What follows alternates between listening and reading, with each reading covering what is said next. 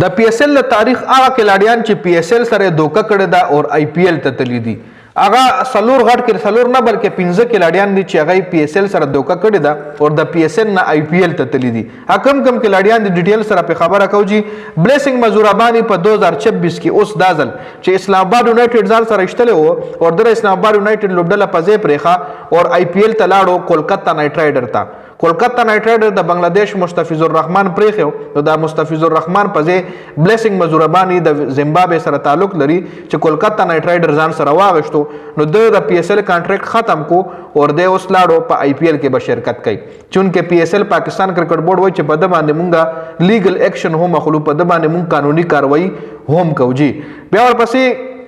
د ساوث افریقا کاربن بوش ته چې دا یو بالینګ آل راونډر کلاړی دی د پېښور زلمی ځان سره په 2025 په 13 کال سیزن کې اشتله وو خو د پېښور زلمی لوبډله پریخه او آی پی ایل ته لاړو ممبئی انډین لوبډله ته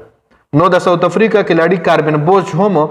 پی ایس ایل سره دوکا په 2025 کې کړی و او دغه د ممبئی انډین نه لزاد ویلیامز لاړو لزاد ویلیامز چې د ساوث افریقا کلاړی دی د تلړ نو د پځې کاربن بوش ځان سره واغشتو بیا د میچل اوون در استرالیا اوپنر وان ډاون یو جارحانه بیټسمن دی د پېښور زلمی ځان سره اشتلو په 2025 کې 13 کال کې نو د پېښور زلمی سره لوب پرېخه اور د لاړو پنجاب کینګ لوبډله ته پنجاب کینګ لوبډله د آی پی ایل لوبډله ده د ګلن میکسویل پځې د میکسویل پځې اینا میکسویل انجرډ شو یا سم مسله و داغه نو ته لاړو داغه پځې میچل اوون د پی ایس ایل د پنیمه کې پرېخو د لاړو مطلب آی پی ایل کې خپل کانټریکټ ساين کو پی ایس ایل پنیمه کې پرېخو بیا په 2025 کې بل کیس د کوشال مینډس شو د سریلانکا وکټ کیپر بیټسمن دی د کویټا ګلیډیټر سره بدلو وبکولا نو د کویټا ګلیډیټر لوب پریخا او گجرات ټایټن ته لاړو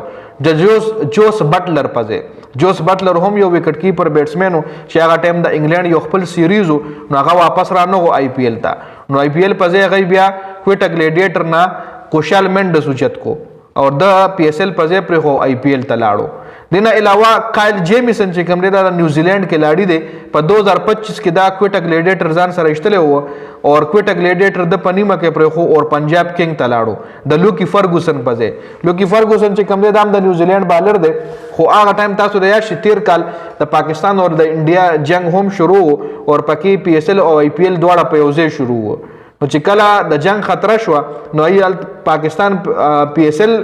سسپند کو سور وځو د پاره او هغه یو میاش د پاره آی پی ایل سسپند کو نو کلاډیان خپل کورونو ته لاړل نو بیا چې کله کلاډیان خپل کورونو ته لاړل نو کې څه کلاډیان واپس را نغل ځکه جنگي حالاتو نو وی موږ نزو دلته پی ایس ایل تم سره نغل الته آی پی ایل تم لاړل نو آی پی ایل ته چې کم کلاډیان لاړل دا غي په ځای ای د پی ایس ایل کلاډیان راوچت کړ او عمدغه کلاډیانو چې دوکیو کا پی ایس ایل سره پی ایس ایل تر نغل او آی پی ایل ته لاړل نو کې بلیسنګ مزورابانی په 2026 کې دوکاو کا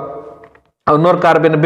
کاربن بوش میچل اوون کوشال مینډس او کایل جیمیسن دای په 2025 کې تیر شوی سیزن کې پی ایس ایل سره دوکا کړي وږي